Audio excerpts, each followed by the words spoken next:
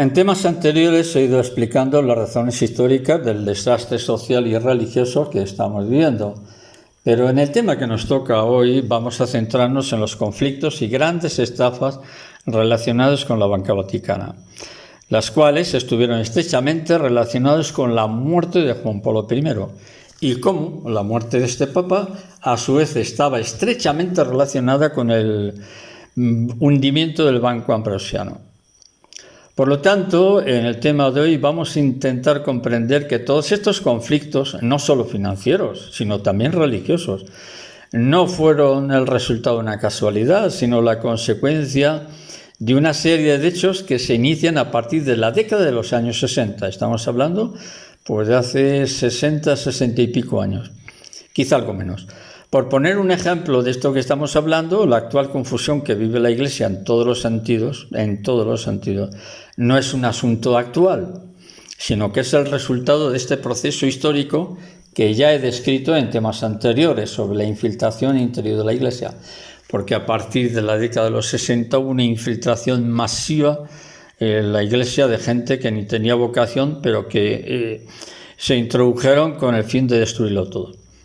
Bien, lo primero que debemos comprender radica en que lo que estamos viviendo actualmente tiene sus orígenes a partir de esa década, de los años 50, 60, cuando se llevó a cabo una infiltración masiva de jóvenes aspirantes al sacerdocio, pero teniendo en cuenta que gran parte de ellos eran de formación marxista y no pocos homosexuales, quienes en poco tiempo alcanzaron el sacerdocio. Y toda esta gente que era de tendencia marxista homosexual ya eran sacerdotes obispos a partir de la década de los 80, que es cuando empieza realmente la profunda crisis de la Iglesia Católica. Pues bien, esta infiltración masiva de jóvenes de tendencia homosexual condicionó el comportamiento ético-moral de muchos de ellos y a su vez condicionó la dinámica de la Iglesia. Este movimiento homosexual se fue haciendo tan poderoso que Juan Pablo II se dio cuenta que la situación era mucho más grave de lo que él pensaba.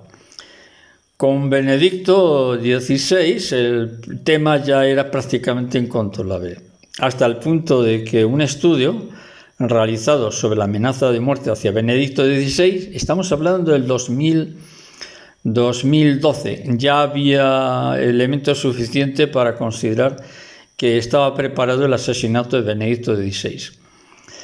Entonces, ¿quién estaba detrás de este intento de asesinar a Benedicto XVI? Pues estaba formado por una mafia formada por cardenales y obispos de tendencia homosexual, quienes se opusieron frontalmente al pontificado de Benedicto XVI. Pues bien, han pasado unos años, pocos años, y resulta que el actual responsable para la doctrina de la fe, con el apoyo de Jorge Mario Bergoglio, han firmado dicho documento, un documento que legaliza la unión de parejas homosexuales y cosas parecidas. Es decir, esa infiltración masiva de sacerdotes homosexuales, estamos hablando en general, no estamos diciendo que sean todos así, en absoluto, hay gente extraordinaria, sacerdotes realmente santos y extraordinarios, estamos hablando de términos generales. Toda esta infiltración masiva en los años 60-70, ya a finales del milenio anterior, en la década de los 90, tenían un poder increíble. Se habían hecho tan poderosos estos movimientos homosexuales que han conseguido crear una iglesia paralela.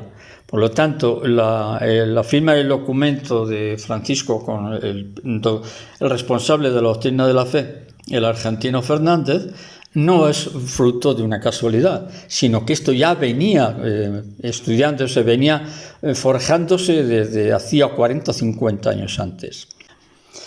Pues bien, intentando resumir un poco todo esto, el Vaticano no solo se había convertido en un lugar donde se estaba destruyendo la doctrina de la Iglesia basada en el Evangelio, sino que paralelo a todo esto, a partir del pontificado de Juan Pablo II, estamos hablando de la década de los 80, 90, el Vaticano ya se había convertido en la cueva de Alí Baba y los 40 ladrones. Y esto es así.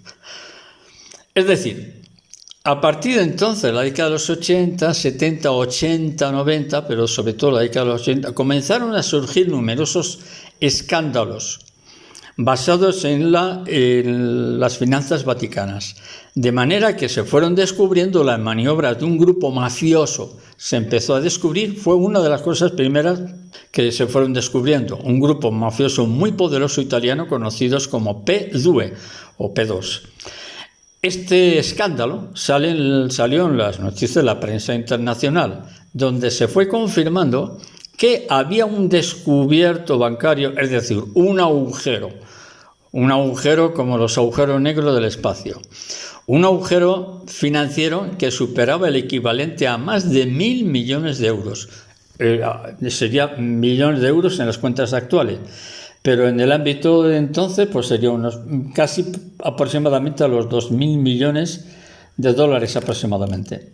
Para que podamos hacernos una idea de todo este entramado, conviene saber que las ofrendas que hacen los fieles católicos en todo el mundo, estamos hablando de las colectas que se hacen en la iglesia, en la parroquia, en las asociaciones religiosas, donaciones que hace la gente, pues bien, todo ese dinero que se recolecta, una parte se envía a Roma, que se le conoce como el óbolo de San Pedro, de manera que con ese dinero se ayuda a las necesidades de la iglesia.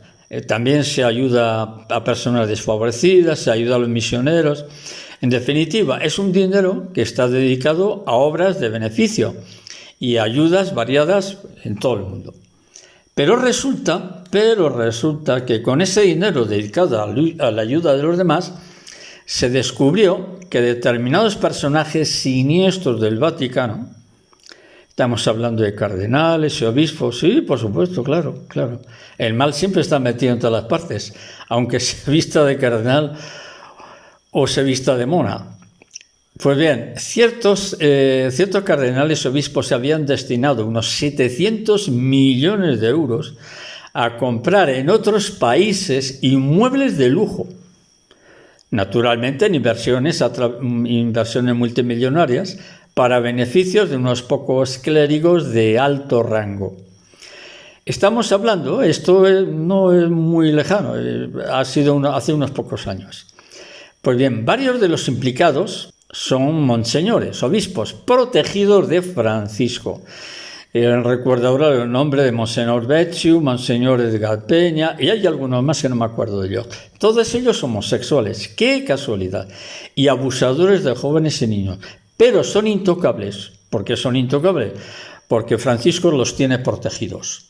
Ahora bien, todos estos delitos fiscales y escándalos financieros no solo tenían una autoría reciente, como este que acabamos de exponer, que esto ha sido hace unos pocos años, sino que estos delitos financieros ya se remontaban años atrás, a décadas anteriores, como son los años 60-70.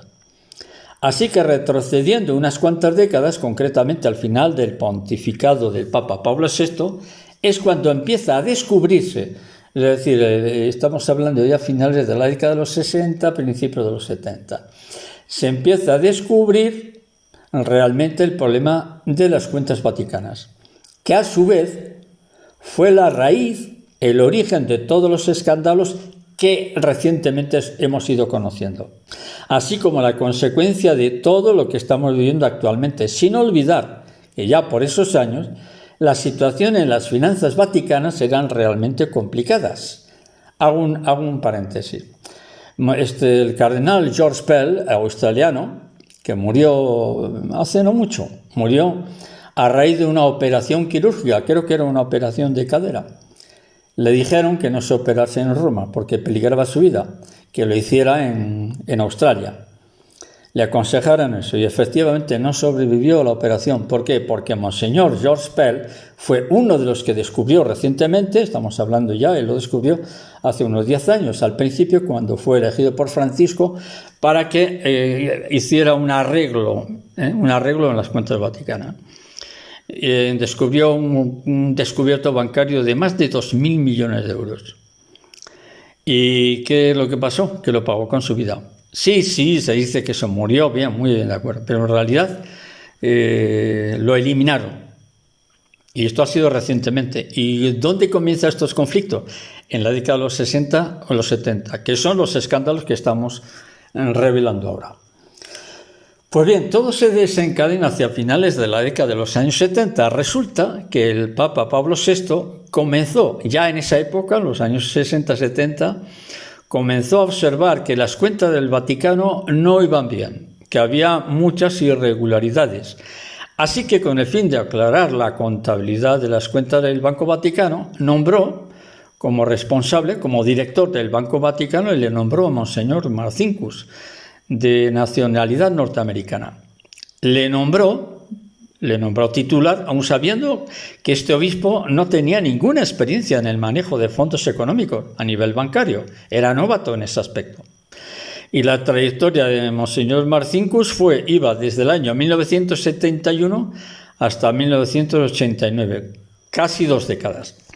Hasta aquí podemos decir que no había ninguna novedad. Pero sucedió que, pasado un tiempo, Monseñor Marcinkus, que en principio no tenía ninguna experiencia bancaria, demostró una extraordinaria habilidad para el manejo del dinero, de la plata, lo cual le hizo ganarse la admiración y el respeto de muchos representantes del poder económico en ese momento.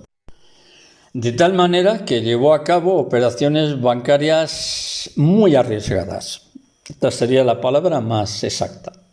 Estas operaciones bancarias le llevó a diversificar las inversiones internacionales de la Iglesia.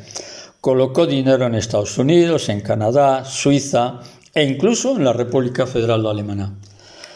En esa época, que estamos hablando, de la década de los 70, tanto el Banco de Italia como la magistratura de Roma empezaron a observar, empezaron a darse cuenta que había pruebas de que había irregularidades ya en las cuentas del Banco Vaticano, cuyo director era Monseñor Marcinkus.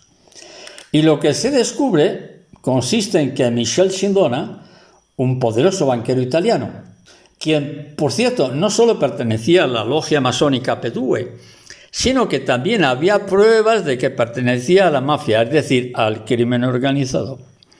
Pues bien, Michel Sindona, viéndose acorralado, acusó directamente a Monseñor Marcinkus y a otro banquero, que era Roberto Calvi. Los acusó a los dos de que eran culpables del colapso del Banco Ambrosiano en el año 1982. Aquí empieza a enredarse mucho la trama, bancos, nombres, conflictos. Vamos a intentar ir aclarando todo esto. Pero este conflicto no acaba aquí, sino que poco después, a mediados de la década de los 1980-85, las autoridades italianas, ante las irregularidades, ante los chanchullos en el Banco Vaticano, intentan detener al Monseñor Marcinkus por la evidente conexión de crímenes financieros. Pero el Vaticano reclamó inmunidad diplomática para el arzobispo norteamericano y lo protegió de las investigaciones. Sin embargo, y a pesar de las pruebas, Monseñor Marcinkus hizo una alegación diciendo que él no tenía nada que ver con eso. Negó las acusaciones, por lo que fue autorizado a regresar a Estados Unidos, a la diócesis de Phoenix, en Arizona. Hay que tener en cuenta que esta huida ya se lleva años más tarde, ya cuando finaliza su proceso. Pero mientras tanto, hasta que Marcinkus ya no huye hacia Estados Unidos, hasta el final de su mandato, siguió como responsable del Banco Vaticano, hasta casi la década de los años 90. Pues bien, todos estos acontecimientos se precipitan cuando muere Pablo VI. Le sucede un cardenal italiano, Albino Luciani, con el nombre de Juan Pablo I. Pues con la elección del nuevo Papa Juan Pablo I es cuando se desencadena todo. La tormenta empieza cuando Albino Luciani, de nombre civil, es elegido como Juan Pablo I. Ahí empieza todo, ahí se desencadena todo.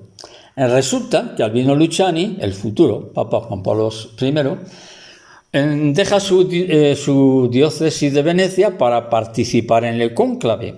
Pero antes de dejar su diócesis en Venecia, ya estaba notablemente disgustado por un escándalo financiero que había sucedido en su propia sede veneciana.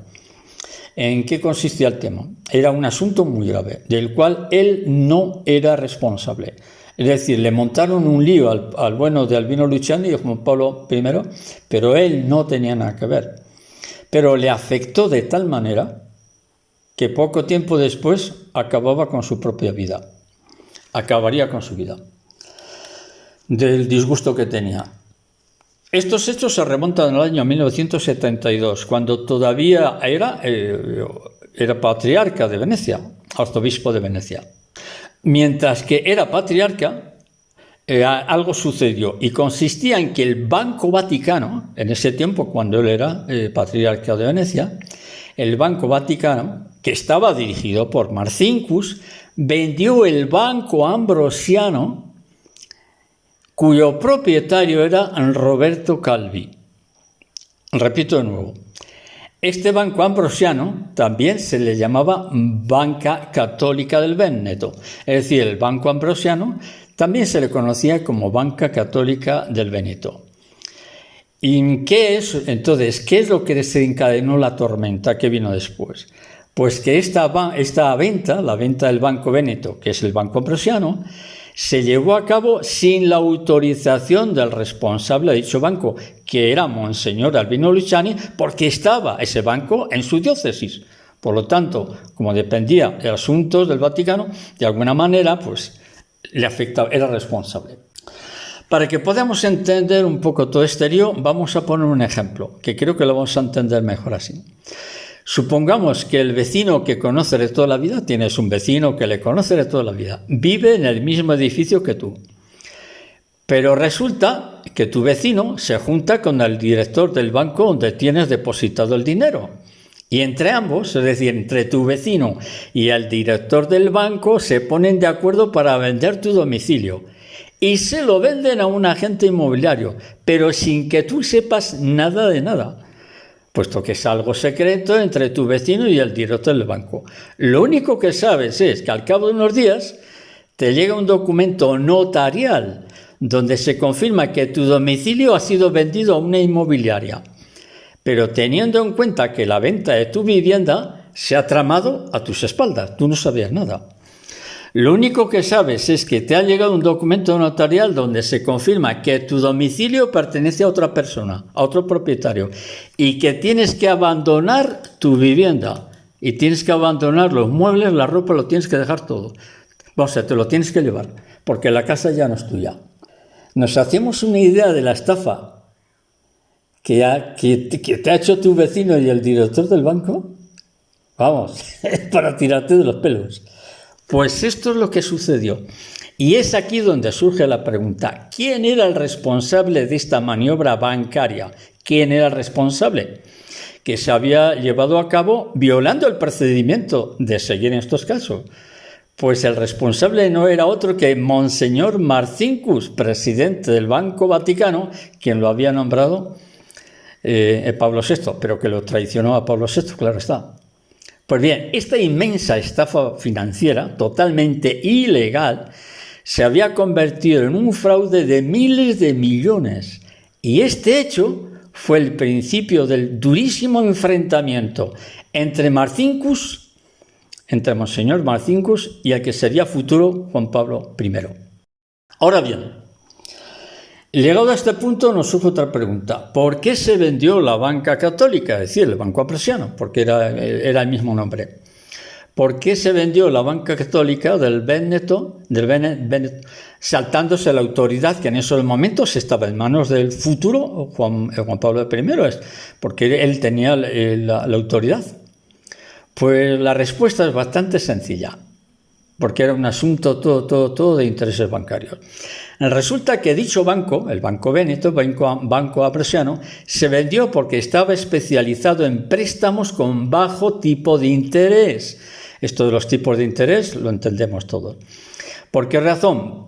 Bajos tipos de interés para personas con muchas necesidades. Es decir, era un banco que tenía como misión, único objetivo, ayudar a gente muy pobre, gente sin trabajo, ayudas familiares, que no tenían medios económicos, en pocas palabras. este banco estaba destinado a personas que no podían salir adelante con sus propios medios. Entonces la Iglesia tenía este banco para ayudar a la gente. Y por lo tanto, los tipos de interés eran bajísimos. Pero no todo acaba aquí, sino que poco tiempo después se conocieron las razones que había detrás de esta trama, de esta inmensa estafa. Y las razones consistían, se descubrió, porque fue un chivatazo alguien que lo en que a través de una filtración de datos, esta filtración vino de parte de un cardenal, Giovanni Benelli.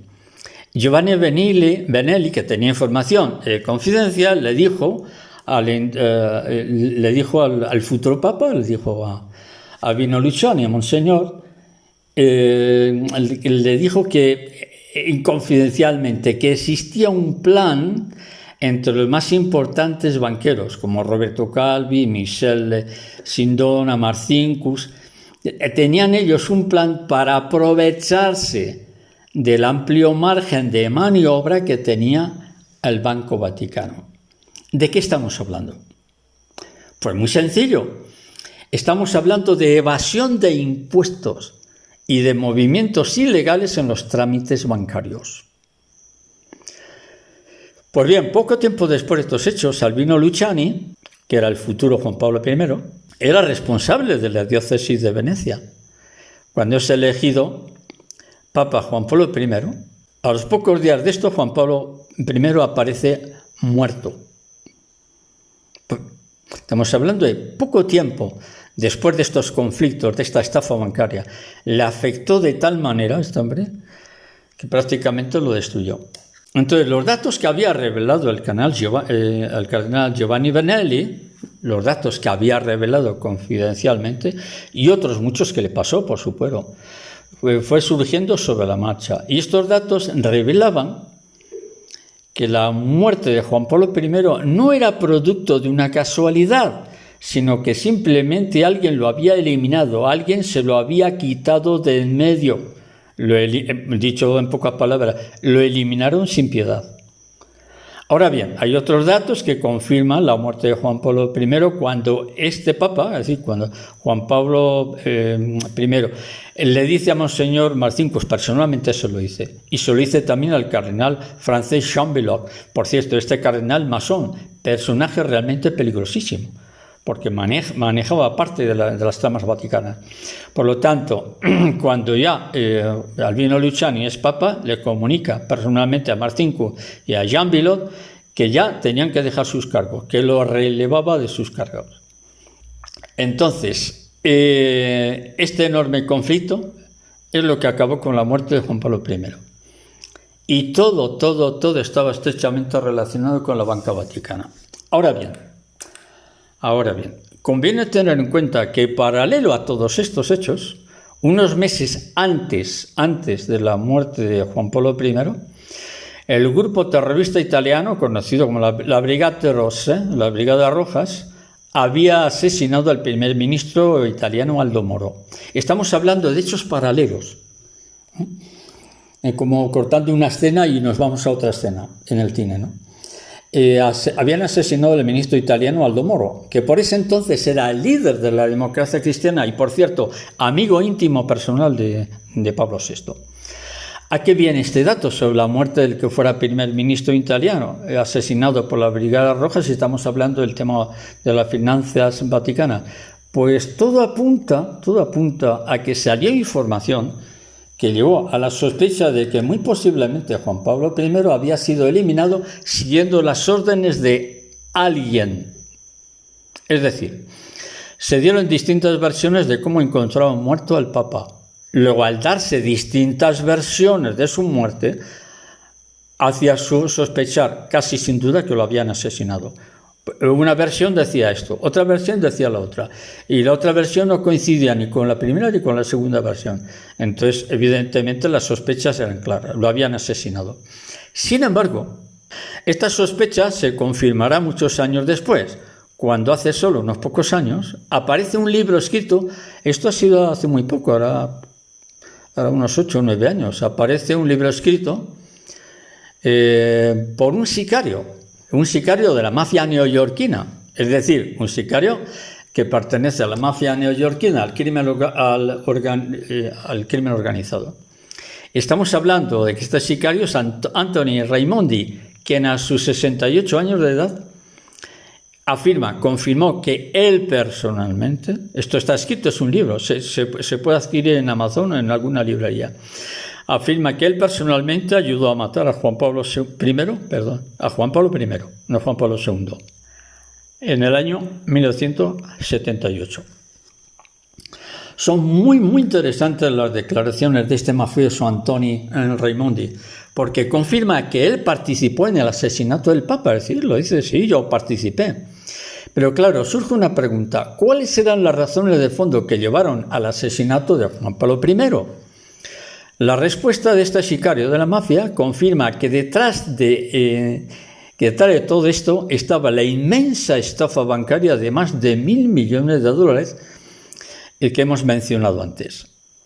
Y según la confesión de este mafioso, el Papa, es decir, Juan Pablo I, amenazó con sacar a la prensa mundial toda la estafa de este fraude bancario. Entonces, ante el temor de que Juan Pablo I confirmara esta posibilidad, que lo hiciera público, este inmenso fraude, a la mafia, para evitar el escándalo inmenso y que salieran el nombre de todos los mafiosos, claro, la mafia, para evitar esto, tuvieron que silenciarlo al Papa, teniendo en cuenta que estaban implicados banqueros como Roberto Calvi, Michel Sindona y otros nombres que no me acuerdo ahora. En realidad, la cuestión de fondo radicaba en que esta estafa financiera se llevó a cabo en el interior del Banco Vaticano. Todo fue dentro de los muros vaticanos. Esto confirmaba que no solo estaba implicados un grupo de mafiosos, no solo estaban implicados la mafia y también el crimen organizado en general, sino que estaban implicados numerosos cardenales en esta estafa bancaria. Hasta el punto, la estafa era de tal volumen, de tal nivel, que llegaron a venderse certificados falsificados a compañías como norteamericanas que todos conocemos, como IBM, Coca-Cola y otras compañías muy conocidas. Lo realmente impresionante de todo esto consiste en que este sicario, Anthony Raimondi, quien por cierto, era sobrino del jefe de la mafia neoyorquina, Luque Luciano, que perteneciente a la familia de los Colombo. Pues bien, este mafioso, Anthony Raimondi, reconoce que fue reclutado, contratado por Monseñor Paul Marcinkus, quien da la casualidad de las casualidades que Anthony Raimondi, este sicario criminal, era primo carnal de Monseñor Marcinkus. ¿Me seguís o no? Ni Hollywood supera esto. Dicho de otra forma, Monseñor Paul Marcinkus lo contrató para silenciar y matar a Juan Pablo I antes de que el Papa hiciera pública a nivel internacional la estafa bancaria. En su libro, Anthony Raimondi confirma que mataron al Papa, lo durmieron a través de pastillas de Valium. El Valium es una especie de... te deja como medio dormido, ¿no? Te deja ahí muy relajado, dormido. Entonces, primero lo durmieron a través de pastillas de Valium que le pusieron en el té. Y cuando ya estaba dormido, por la acción del Valium, Monseñor Marcinkus le introdujo en la boca las dosis de cianuro, lo que provocó inmediatamente la muerte de Juan Pablo I. Por cierto, quienes hayáis visto la película El Padrino, en una de las escenas se desarrolla esto que estamos relatando y que no solo describe el propio Anthony Raimondi, sino que en la película El Padrino sale todo esto. Este tema es muy largo y faltan muchos datos que aportar a este tema que estamos desarrollando, con el objetivo de comprender lo que estamos viviendo. Así que de momento lo dejamos aquí para otro momento. Recordad de nuevo que lo que estamos describiendo son las dos líneas maestras de la actual demolición, no solo de la Iglesia, sino de nuestra cultura occidental. La primera parte que hemos descrito, este segundo tema, porque este es el segundo tema, el otro es la banca vaticana y el crimen organizado. Es el tercer tema. Esta es la banca vaticana y la muerte de Juan Pablo I. Entonces, toda esta profunda infiltración de sacerdotes homosexuales, cuyo resultado no ha sido otro que la destrucción del magisterio de la Iglesia, con la aprobación de la bendición de parejas tanto homosexuales como parejas irregulares. Pues bien, este es el objetivo de fondo, ¿no? Que es llevar a la Iglesia a convertirla en una organización sin identidad propia, pero al servicio del nuevo orden mundial. Seguimos en el siguiente tema, que sería la banca y el crimen, la banca vaticana y el crimen organizado. Venga, un fuerte abrazo y a todos, y aquí lo dejamos.